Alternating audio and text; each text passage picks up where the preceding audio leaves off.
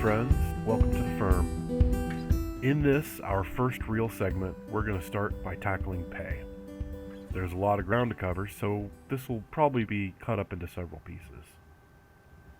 Before we start talking about pay, hours, wages, contracts, and all that, we need to step back and talk a little bit about history. This isn't really focused on economics or politics, but those are intertwined in how we get paid. A lot of people in the United States really get agitated when pay and labor gets talked about. So mainly, we're just going to give some basic background in order to frame what we're talking about. In the US, the factors that shape wages and how we talk and think about pay traditionally are heavily influenced by constructs centered around manufacturing and industrialization. The terms blue collar and white collar are still widely used today, and the constructs and models built and developed around factory management concepts are still widely used, though modified and developed. There are a lot of theories in economics, and there's a lot written about theories of labor, theories of value, natural prices of commodities, and so forth. Economics is not a concrete science. It's a set of theories.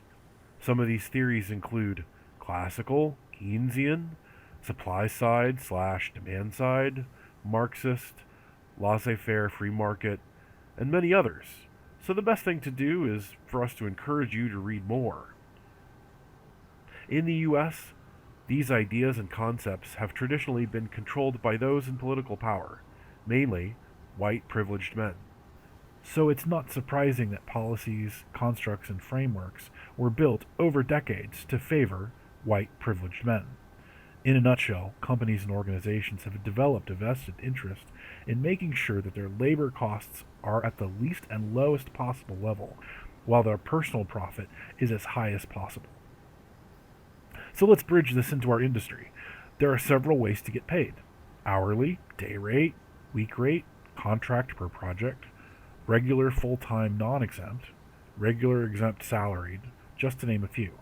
Keep in mind that specific laws regarding pay and labor vary widely from state to state with their own restrictions and qualifiers and modifiers, so be sure you read into the legalities of your area.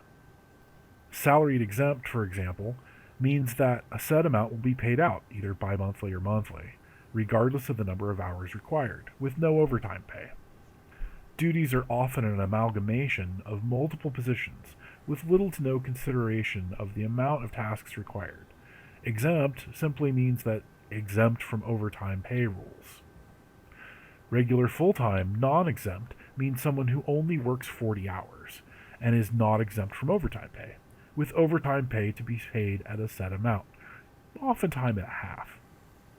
Part-time usually means at or under 20 hours, usually with stipulations that if there are more than 20 hours over a certain number of pay periods, then that person is no longer part-time.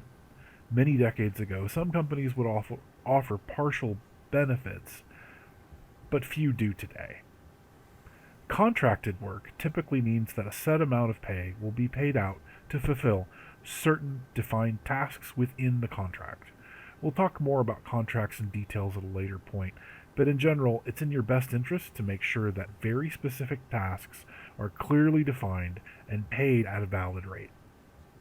Day rate means you get paid a flat day rate, with a written clause stating that a day is either 8 or 10 or 12 hours, and anything that is over that time is paid at overtime rate, which is a specific agreed upon rate. It often includes travel, either in time or mileage, which is determined by a federal mileage rate, and may or may not include what's called a per diem, or per day. Per diem is built around the idea that if someone is traveling on site at an event to provide their specialty and are not at home with access to regular amenities like a fridge or an oven or grocery store, it is an acknowledgement that in our industry we have to eat out far more often than eat in, and that food prices are expensive. Per diem rates vary widely, but it's not uncommon to see a range between 40 to 60 per day.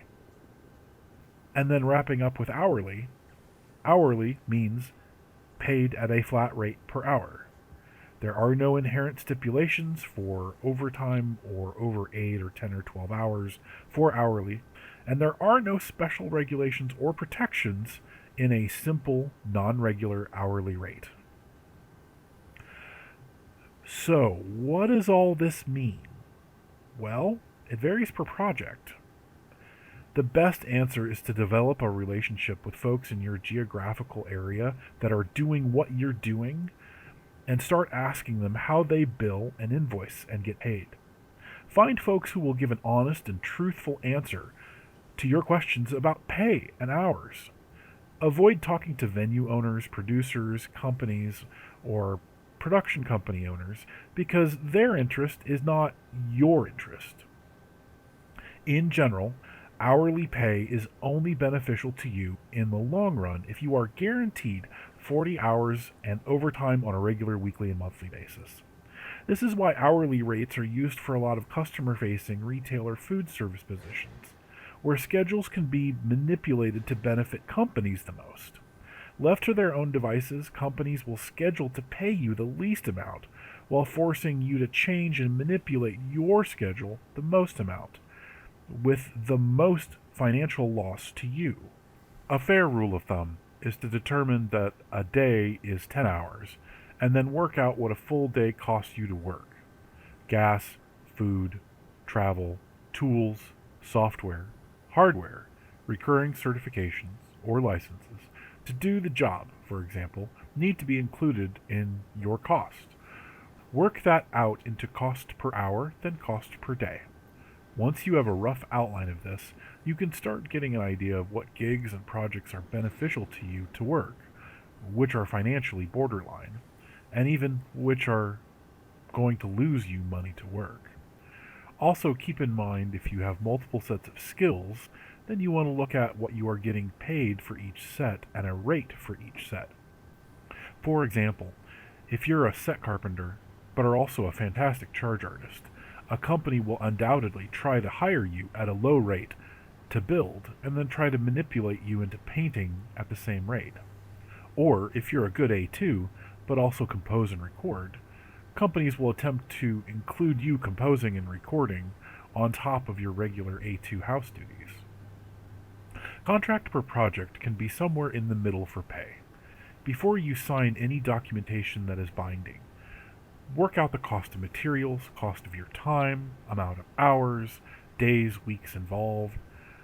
A good reminder is to add a minimum of additional 40 hours to any contract for Zoom, phone calls, late night emails, emergency changes, redesign, rebuild, on site changes, on site additions, or any other generalized changes.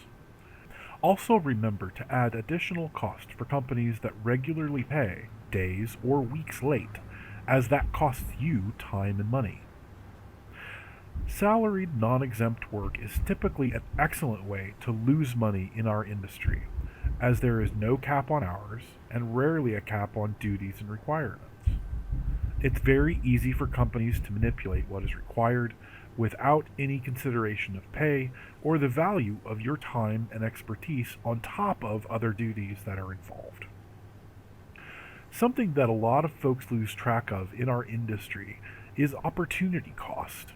Or, if I take this gig, what money am I losing by choosing this one over another one? Taking a particular weekly gig may look nice on paper, but it may cost you money for losing out on filling in at a local venue for emergency situations.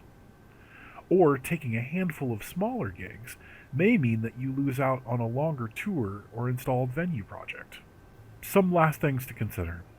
Anyone using the words exposure or reputation should be avoided at all costs, as what they are talking about is literally theft from you. A common sense precaution for companies that you've never worked with is to reach out to others that have interacted with those companies and ask them for feedback. If you have several negative responses, then you have a clear idea of what working with that company can be. If a company or someone in a decision-making position at a company is abusive, exploitative, or toxic, weigh carefully if it is worth dealing with that company at all. Maybe you stipulate in your contract that an additional amount is required. They don't need to know that an additional amount is for dealing with an abusive director or TD or company manager. And maybe that prices you out of their range. But in that case, is that really a loss to you in the long run when you can make better connections elsewhere and that company can go by the wayside? And always, no is a complete and valid answer. Maybe that no is my schedule is full, or I have another contract. Maybe that no is simply I'm not available for that project. It is not a good idea to regularly turn projects down. It is a good idea to choose projects that financially and personally move you forward.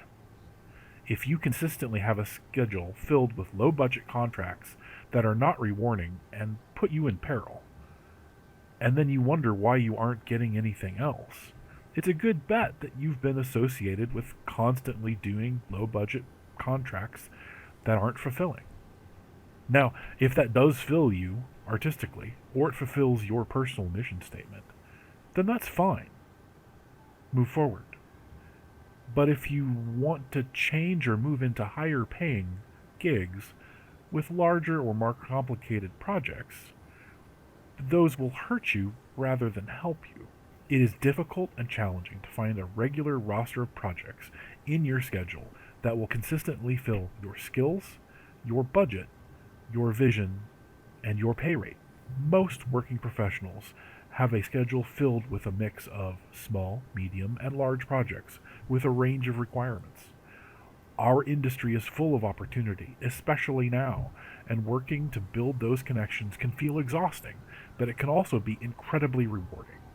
Remember, this is just the start of the conversation about pay and other things, not the end.